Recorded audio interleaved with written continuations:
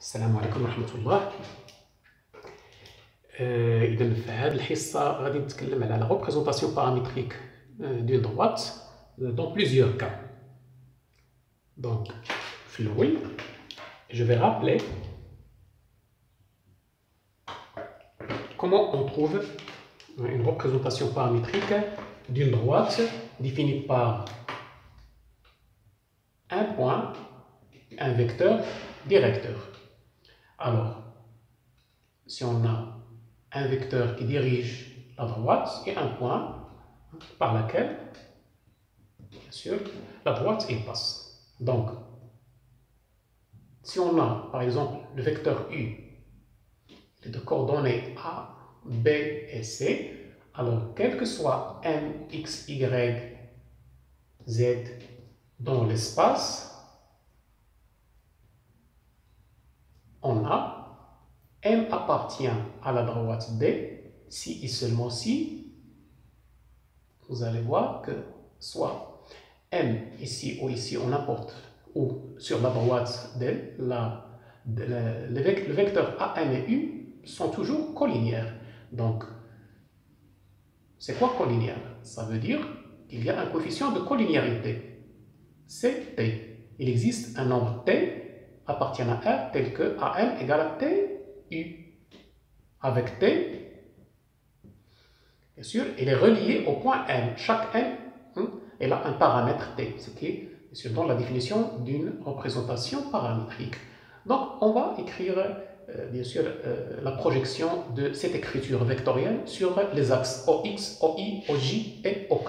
Donc, pour les abscisses, ça donne X moins XA égale à T fois A, c'est AT, Y moins YA égale à P fois T, Z moins ZA égale à C fois T, avec T varie dans R.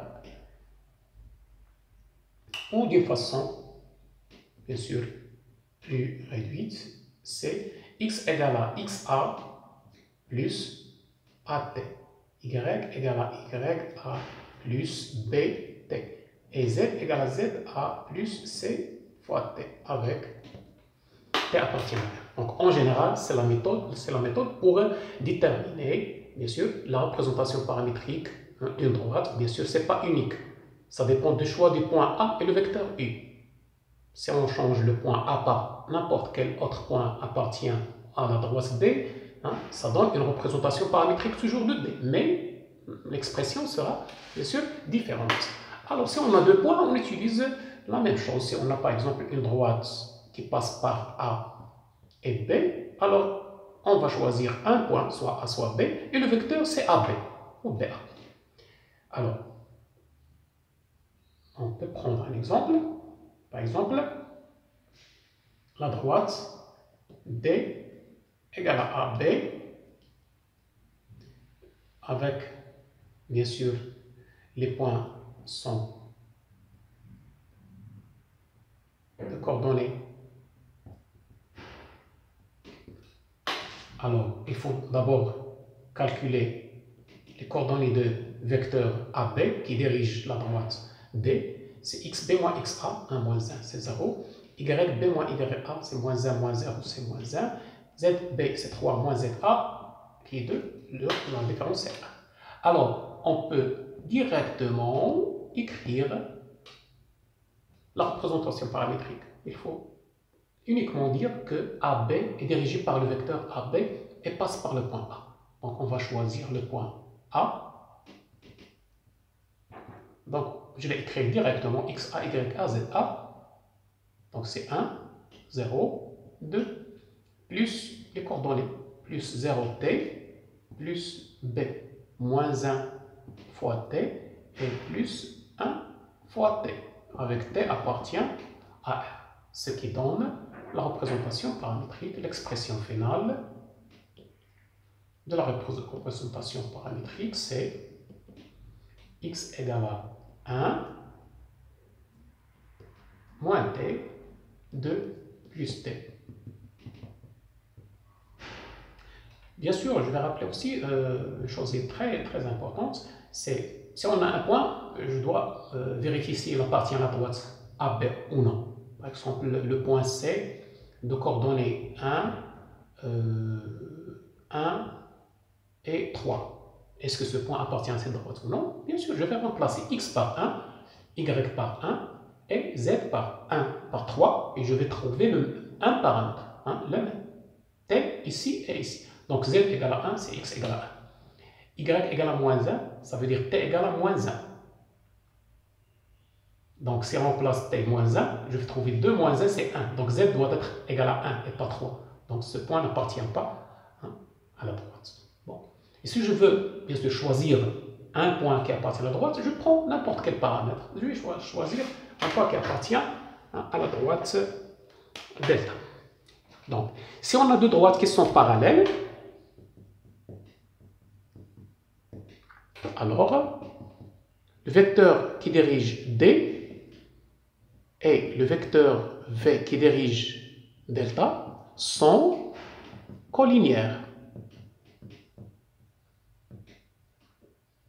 Alors, si je veux déterminer une représentation paramètre, je vais choisir le même vecteur directeur de D ou de delta si j'ai besoin.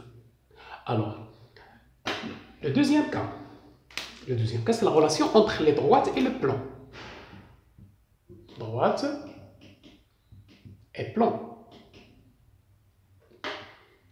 Si on a par exemple un plan orthogonal à une droite D, alors le vecteur directeur de la droite est orthogonal au vecteur orthogonal au plan. Ça veut dire le vecteur normal et le vecteur directeur, ils ont la même direction, pas le même sens, c'est la même direction. Alors dans ce cas, si j'ai l'équation, par exemple, de P, et je vais déterminer la représentation paramétrique de la droite qui passe par un point, n'importe quel point, par exemple, D passe par A, 1, 0, pour qu'il n'appartient pas au plan, et D orthogonal au plan P. Alors, je vais dire, puisque D est orthogonal à P, alors le vecteur n qui dirige le plan P, le plan P, il est défini par un vecteur normal 1, 2, 1. Ce vecteur, il va être directeur de D. Puisque la droite est orthogonale à P, donc le vecteur normal du plan, il dirige la droite D. Et je vais écrire directement la représentation paramétrique. Donc XA c'est 1, 1, 0, et le vecteur normal c'est 1, 2 et 1. Et bien sûr, ce résultat peut être utilisé inversement. C'est si j'ai la représentation paramétrique de la droite, et bien sûr j'ai besoin dans l'équation cartésienne du plan orthogonal AP, je vais bien sûr prendre le vecteur directeur de la droite et l'utiliser comme un vecteur normal du plan. D'accord. Donc si maintenant j'ai une droite qui est parallèle au plan, est-ce que je peux utiliser le vecteur normal? Oui, mais cette fois, le vecteur normal, bien sûr, sera orthogonal à la droite. Donc le produit scalaire va être nul. Donc j'aurai besoin d'autres résultats supplémentaires pour pouvoir utiliser, bien sûr, trouver l'équation, bien sûr, cartésienne du plan ou inversement de la droite, bien sûr le vecteur directeur de la droite. Autre chose, si on a deux plans parallèles,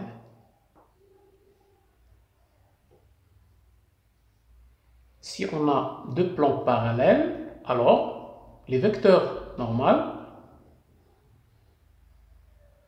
donc, ils ont la même direction.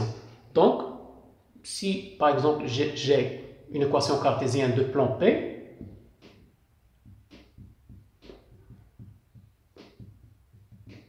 et j'ai besoin de déterminer l'équation cartésienne du plan Q, qui est, bien sûr, qui passe par un point, par exemple le point E, est parallèle au plan P. Donc, je vais prendre le même vecteur normal, puisque j'ai le choix. Je vais trouver, bien sûr, une équation cartésienne du plan Q sous la forme de 3x moins y plus 2z plus d égale à 0. Et bien sûr, pour calculer d, je vais remplacer. Donc 3 fois 1 moins 0 plus 2 fois 1 plus d égale à 0, ça donne donc 3 plus 2 c'est 5 plus d, donc d est moins 5, donc d égale à moins 5. L'équation serait de cette forme, moins 5 égale à 0. Donc, ce sont les différents cas, bien sûr, qu'on peut trouver pour les positions des droites et des plans. Bon, j'ai essayé, bien sûr, de faire approcher les résultats et je vous remercie.